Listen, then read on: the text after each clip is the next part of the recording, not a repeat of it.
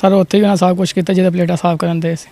ਉਹ ਕਿਚਨ ਦੇ ਵਿੱਚ ਹੀ ਸਾਰਾ ਕੁਝ ਕੀਤਾ? ਹਾਂਜੀ ਸਰ ਉਹ ਦੋ ਮੁੰਡੇ ਬੜੇ ਚਲਾਕ ਹੁਸ਼ਿਆਰ ਸੀ, ਉਸੇ ਦਿਨ ਹੀ ਸਾਡੇ ਕੋਲ ਆਏ ਨੇ, ਉਸੇ दिन ही उन्होंने जास्ती उन्होंने की है। अस्सलामुअलैकुम नाज़रीन, मैं हूं एडी मलक और मैं इस वक्त थाना कोट राधा किशन में मौजूद हूं, जहां एक शादी हाल में काम करने वाली लड़की के साथ तकरीबन 3 दोस्तों ने रेप किया और उसके साथ बारी बारी जिनसी दरिंदगी करते रहे।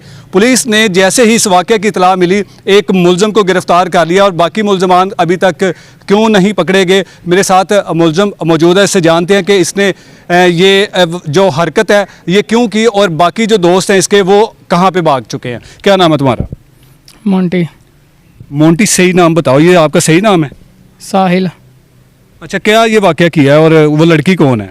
सर लड़की सर को प्लेटा साफ करना आती है। अच्छा। तो उस टाइम प्लेटा साफ करन आई सी तो दो मुंडिਆਂ ਨਾਲ ਜਾਸਤੀ ਕੀਤੀ ਹੈ।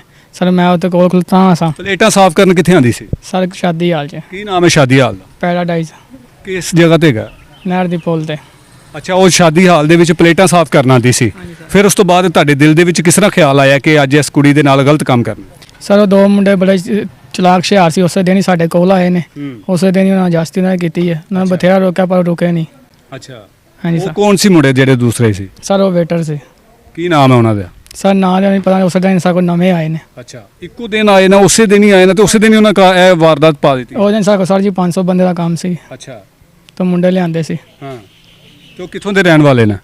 ਸਾਰੇ ਇੱਧਰ ਹੈਗਾ ਨਾੜ ਚੱਕ ਉਥੋਂ ਦੇ। ਅੱਛਾ, ਫਿਰ ਕਿਸ ਤਰ੍ਹਾਂ ਉਹਨੂੰ ਲੈ ਕੇ ਕਿੱਥੇ ਗਏ ਸੀ? ਕੀ ਕੰਮ ਪਾਇਆ ਉਹਨੇ ਆਪਣੇ ਆਪ ਨੂੰ ਬਚਾਉਣ ਲਈ? ਕੀ ਕੀਤਾ ਸੀ? ਸਰ ਉੱਥੇ ਵੀ ਉਹਨਾਂ ਸਭ ਕੁਝ ਕੀਤਾ ਜਿਹਦੇ ਪਲੇਟਾਂ ਸਾਫ਼ ਕਰਨ ਦੇ ਸੀ। ਉਹ ਕਿਚਨ ਦੇ ਵਿੱਚ ਹੀ ਸਾਰਾ ਕੁਝ ਕੀਤਾ? ਹਾਂਜੀ ਸਰ। ਤੂੰ ਕੀ ਕੀਤਾ ਇਹ ਦੱਸ? ਸਰ ਮੈਂ ਤਾਂ ਨਾ ਬਥੇਰਾ ਰੋਕਿਆ ਸਰ ਪਰ ਰੁਕੇ ਨਹੀਂ। ਮੈਂ ਕੋਲ ਖਲੋਤਾ ਸਰ, ਉਹਨਾਂ ਬਥੇਰਾ ਉਹਨਾਂ ਨੂੰ ਕਿਹਾ ਕਿ ਹਟ ਜਾਓ। ਸਰ ਉਹਨਾਂ ਨੇ ਮੈਨੂੰ ਚਾਟਾ ਚੂਟਾ ਮਾਰੀਆਂ ਨੇ। ਮੋਂਟੀ ਜੀ, ਅਗਰ ਤੂੰ ਉਸ ਕੁੜੀ ਦੇ ਨਾਲ ਕੁਝ ਨਾ ਕੀਤਾ ਹੁੰਦਾ ਤੇ ਇਹ ਜਿਹੜੇ ਤੈਨੂੰ ਹਾਰ ਪਏ ਨੇ ਫੁੱਲਾਂ ਦੇ, ਇਹ ਤੇ ਨਹੀਂ ਸੀ ਨਾ ਪੈਣੇ ਵੀ? ਸਰ ਉਸ ਟਾਈਮ ਮੈਂ ਕੋਲ ਸਾਂ ਤਾਂ ਉਹਨਾਂ ਨੇ ਕਿਹਾ ਕਿ ਇਹ ਵੀ ਮੌਜੂਦ ਹੈ, ਤੈਨੂੰ ਵੀ ਫੜੋ। ਕਿਹਨੇ ਕਿਹਾ ਵੀ ਮੌਜੂਦ ਹੈਗਾ? ਸਰ ਕੁੜੀ ਵਾਲਿਆਂ। ਕੁੜੀ ਵਾਲਿਆਂ ਨੇ ਕਿਹਾ ਕਿ ਇਹ ਵੀ ਮੌਜੂਦ ਹੈਗਾ ਜੀ? ਹਾਂਜੀ। ਤੇ ਫਿਰ ਤੂੰ ਪੁਲਿਸ ਨੂੰ ਬਿਆਨ ਦਿੱਤਾ ਕਿ ਜੀ ਹਾਂਜੀ ਮੈਂ ਵੀ ਕੀਤਾ ਹੈ ਜੀ? ਸਰ ਉਸ ਟਾਈਮ ਜੋ ਇਹ ਦੋ ਮੁੰਡੇ ਮੌਜੂਦ ਸੀ ਉਹਨਾਂ ਨੂੰ ਫੜਵਾ ਦੇਣਾ ਹੈ। ਸਰ ਵੇ ਕਹਿੰਦੇ ਨੇ ਕਿ ਤੂੰ ਵੀ ਮੰਨਿਆ ਹੈ, ਪੁਲਿਸ ਨੂੰ ਇਹ ਬਿਆਨ ਦਿੱਤਾ ਕਿ ਮੈਂ ਵੀ ਕੁੜੀ ਦੇ ਨਾਲ ਕੀਤਾ ਹੈ ਗਲਤ ਕੰਮ? ਹਾਂਜੀ ਸਰ। ਅੱਛਾ, ਜਦੋਂ ਉਹਨੂੰ ਲੈ ਕੇ ਜਾ ਰਹੇ ਸੀ ਜਾਂ ਉਹ ਮੁੰਡੇ ਉਹਦੇ ਕੋਲ ਜਾ ਰਹੇ ਸੀ, ਉਹਨਾਂ ਨੇ ਕੀ ਪਲੈਨਿੰਗ ਕੀਤੀ ਸੀ ਕਿ ਇਹਦੇ ਨਾਲ ਅੱਜ ਕਿਸ ਤਰ੍ਹਾਂ ਹਰਕਤ ਕਰਨੀ ਹੈਗੀ ਹੈ? ਸਰ ਉੱਥੇ ਪਲੇਟਾਂ ਹੀ ਸਾਫ਼ ਕਰਨ ਦੇ ਸੀ, ਉੱਥੇ ਉਹਨਾਂ ਦਾ ਜ਼ਿਹਨ ਬਣਿਆ, ਉਦੋਂ ਉਹਨਾਂ ਨੇ ਕਾਬੂ ਕਰ ਲਿਆ। ਅੱਛਾ, ਕਿਸ ਤਰ੍ਹਾਂ ਫਿਰ ਕਾਬੂ ਕੀਤਾ? ਉਸ ਕੁੜੀ ਨੇ ਆਪਣੇ ਆਪ ਨੂੰ ਬਚਾਉਣ ਦੀ ਕੀ ਕੋਸ਼ਿਸ਼ ਕੀਤੀ ਸੀ? ਸਰ ਉਹਨੇ ਤਾਂ ਕੋਈ ਕੋਸ਼ਿਸ਼ ਕੀਤੀ ਸੀ ਪਰ ਸਰ ਉਹ ਜਵਾਨ ਸੀ। ਤੂੰ ਉੱਥੇ ਜਦੋਂ ਉਹ ਵੇਖਦੇ ਕਰਦੇ ਪਏ ਸੀ ਤੇ ਕੀ ਹਾਲਤ ਸੀ ਉਹਨਾਂ ਦੀ? ਕਿਸ ਤਰ੍ਹਾਂ ਉਹ ਲੱਗੇ ਹੋਏ ਸੀ ਉਸ ਕੁੜੀ ਦੇ ਨਾਲ? ਸਰ ਨਾਲ ਜਨਾਹ ਕਰਨ ਦੇ ਸੀ। ਉਹਨਾਂ ਦੇ ਕੱਪੜੇ ਉਹ ਬਰਹਨਾ ਸੀ, ਨੰਗੇ ਸੀ? ਹਾਂਜੀ ਸਰ।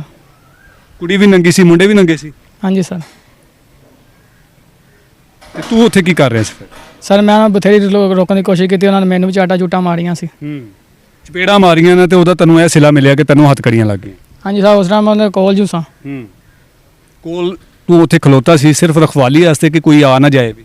ਸਰ ਉਹਨਾਂ ਨੂੰ ਰੋਕਣ ਵਾਸਤੇ ਖਲੋਤਾ ਸੀ ਕਿ ਰੋਕ ਜਾਣੇ, ਪਰ ਉਹ ਸਰ ਜਵਾਨ ਸੀ, ਮੈਂ ਵਿੱਚ ਕੱਦ ਛੋਟਾ ਸੀ ਮੇਰਾ। ਅੱਛਾ।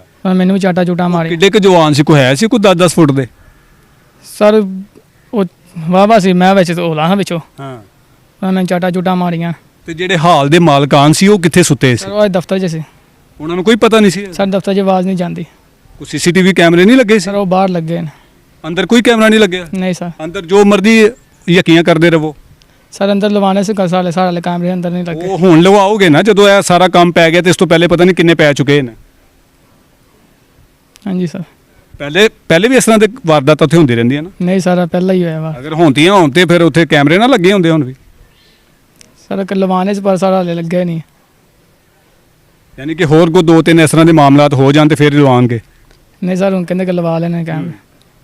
ਤੇ ਮਾਲਕਾਂ ਨੂੰ ਜਦੋਂ ਪਤਾ ਚੱਲਿਆ ਤੇ ਉਹਨਾਂ ਨੇ ਕੀ ਕਿਹਾ? ਸਰ ਉਹਨਾਂ ਕੁਛ ਨਹੀਂ, ਉਹਨੇ ਪੁਲਿਸ ਵਾਲਿਆਂ ਨੂੰ ਬੁਲਾਇਆ। ਉਹਨਾਂ ਕਿਹਾ ਤੁਹਾਨੂੰ ਸਾਰੇ ਬੰਦੇ ਫੜਵਾ ਦੇਗਾ। ਅੱਛਾ, ਤੇ ਉਹ ਬੰਦੇ ਕਿੱਥੇ ਨੱਸ ਕੇ ਚਲਾ ਗਏ ਨੇ? ਉਹ ਸਾਰਾ ਦੇ ਘਰੋਂ ਘਰੀ ਹੋਣਗੇ। ਕਿੱਥੋਂ ਦੇ ਰਹਿਣ ਵਾਲੇ ਨੇ? ਕਿਹੜੇ ਘਰ ਚਲਾ ਗਏ? ਚੱਕਦੇ। ਤੇ ਪੁਲਿਸ ਉਹਨਾਂ ਨੂੰ ਫੜਨ ਗਈ? ਸਰ ਗਈ ਲੱਭੇ ਨੇ। ਅੱਛਾ ਮੋਂਟੀ, ਜਦੋਂ ਤੂੰ ਵੇਖਿਆ ਕਿ ਇਸ ਕੁੜੀ ਦੇ ਨਾਲ ਰੇਪ ਕਰਨ ਲੱਗੇ ਨੇ ਇਹਦਾ, ਤੇ ਤੂੰ ਆ ਕੇ ਬਾਹਰ ਸ਼ੋਰ ਮਚਾਉਣਾ ਸੀ, ਹੋਰ ਲੋਕਾਂ ਨੂੰ ਲੈ ਕੇ ਚਲੇ ਜਾਣਾ ਸੀ, ਤੂੰ ਉੱਥੇ ਮਸਤ ਹੋ ਕੇ ਜਿਹੜਾ ਹੈਗਾ ਨਾ ਮਜ਼ੇ ਦੇਖਦਾ ਰਿਹਾ ਵਾ।